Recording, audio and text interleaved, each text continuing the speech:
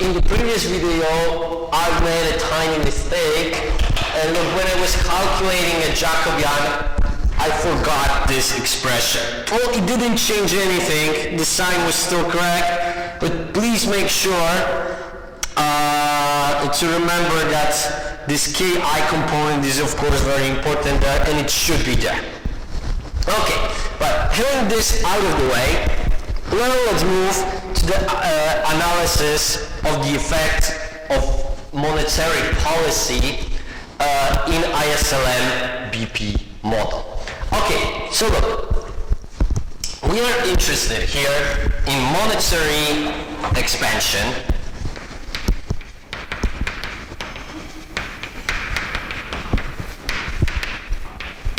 So what happens if central bank increases money supply? Look, so in this case, we're interested only in what happens if money supply changes, so we assume that dm0 is different than 0, and everything else stays the same. So all the other exogenous variables, so government spending and world interest rate are remaining at the same level. Okay, look, what happens over here is then that this component element is 0, and this element here also becomes 0. And now look, because we know that money supply, change in money supply, differential of money supply is different than 0, then we can divide both sides of this equation by dm0, and we obtain vector 0, 1, 0. And over here, we obtain comparative static derivatives that we wanted.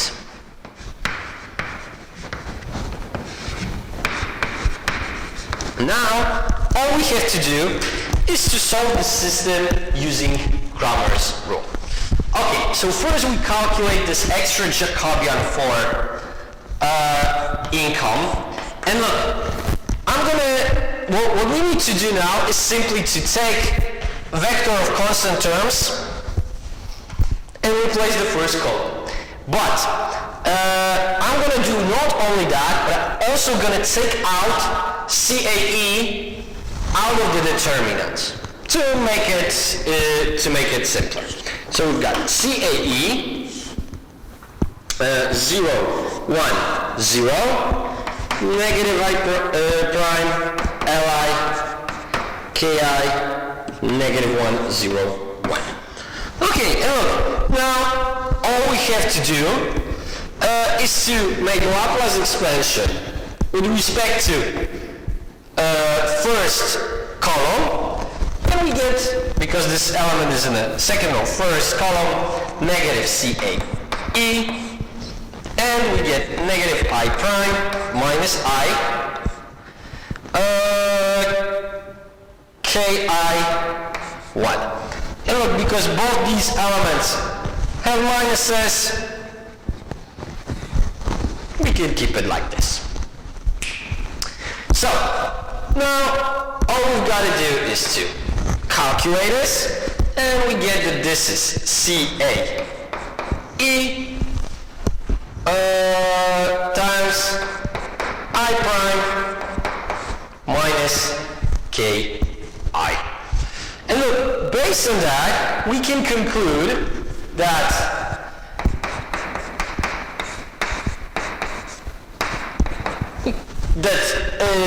partial derivative of equilibrium level of income with respect to money supply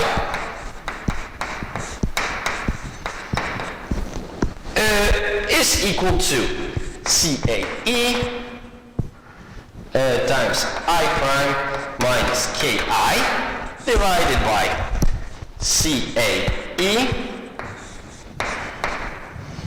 1 minus C prime 1 minus T prime Li plus Ly I prime minus Ki. And look, both numerator and denominator have CAE expression, so we can get rid out of it. Now, we remember that the Jacobian is negative. Now, derivative of investment with respect to interest rate, definitely negative. Derivative of capital account with respect to interest rate, positive, with minus up front. The whole thing must be negative divided by negative gives us positive. So we see that within this model, that increased money supply causes increase in the level of income, equilibrium level of income. Now let's do the same thing for interest rate. Again, I'm going to start by taking CAE out. And we've got 1 minus C prime, 1 minus T prime minus CAY, LY, CAY, 0, 1, 0, minus 1, 0, 1. Okay, and here, again, Laplace expansion is the best choice. Of course, with respect to this column, we get that this is CAE. 1 minus C prime, 1 minus T prime, minus CAY, minus 1, 1. And look, upon calculation, we get that this is CAE. We open brackets, 1 parenthesis 1 minus C prime, 1 minus T prime, minus CAY plus CAY. But of course, those two, of course, cancel each other out. So this is our final solution. And look, again, this expression starts with CAE, just as Jacobian, so those will cancel each other out, and we can show that the derivative of equilibrium interest rate with respect to monetary supply is equal to 1 minus C prime, 1 minus T prime over 1 minus C prime, 1 minus T prime, Li plus Ly, I prime plus minus Ki. Again, we remember that this is negative. This is between 0 and 1. So, positive divided by negative must be negative. And we get that increased money supply causes decline in interest rates. Okay, so now we are moving to exchange rate.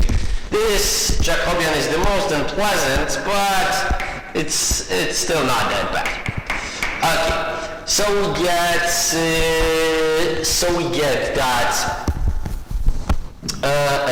get we replace the third column. We got negative 1 C prime, 1 minus T prime, CAY, Ly, CAY, minus I prime, LIKI, 0, 1, 0. Okay, we're going to start with Laplace expansion. Remember, out of this we get minus up front. So we've got negative 1 minus C prime, 1 minus T prime minus CAY, minus I prime is CAY,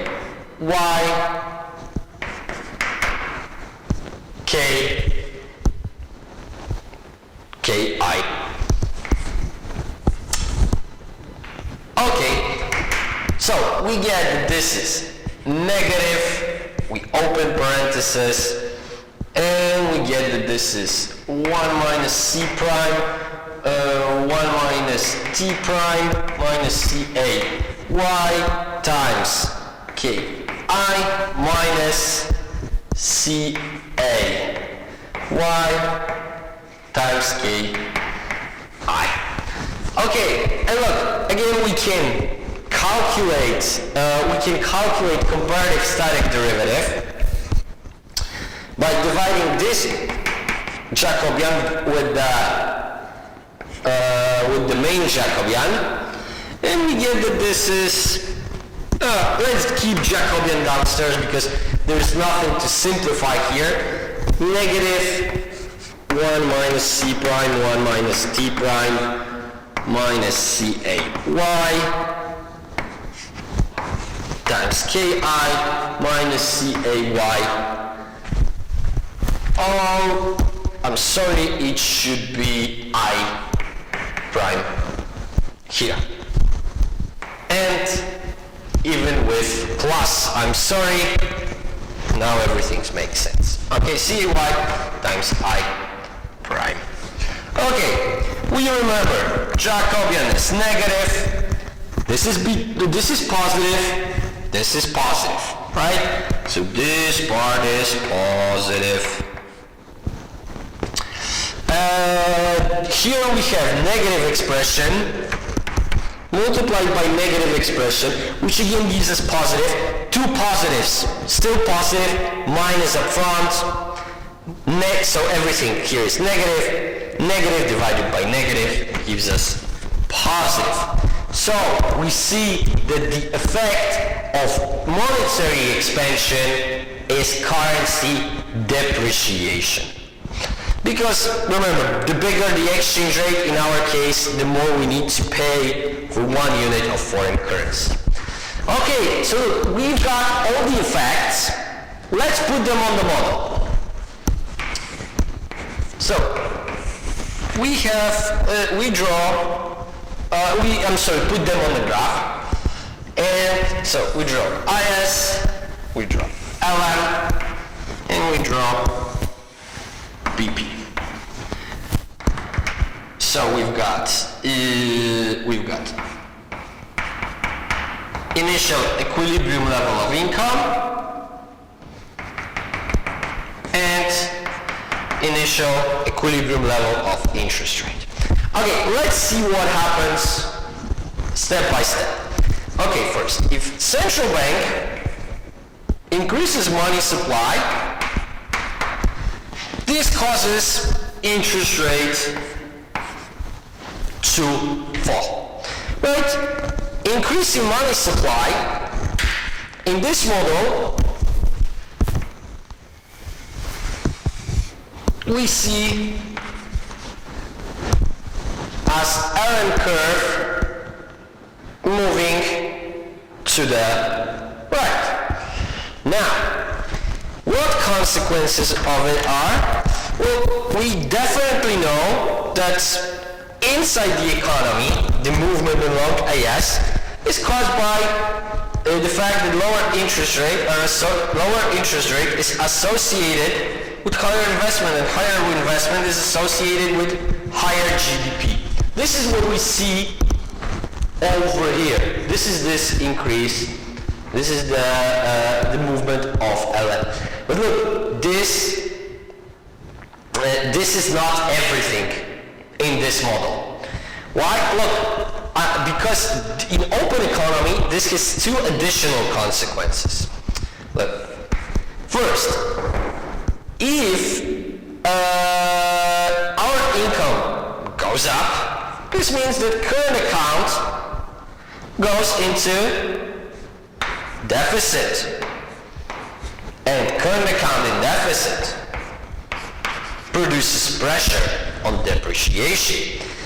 And look, our interest rate also falling down, and if our interest rate is going down, this means that foreign assets are more attractive than our assets, so our capital account is going into deficit, which again creates pressure on depreciation. So both accounts at the same time go into deficit and create pressure on depreciation. Look, then depreciation happens.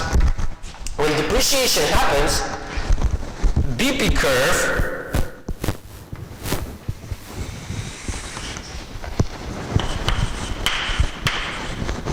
is moving to the right. And the result of depreciation is the improvement of current account. and improvement of current account is associated with increase in GDP. And this is the last step over here. With improved current account, IS shifts to the right. And we see that the effect of monetary expansion is higher income, lower interest rate, and depreciation.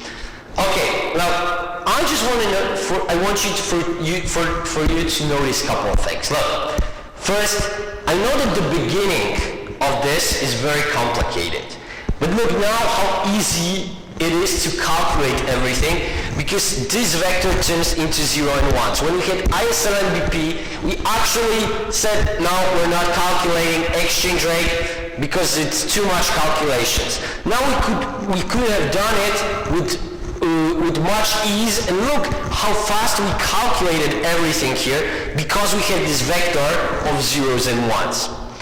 That's the first thing.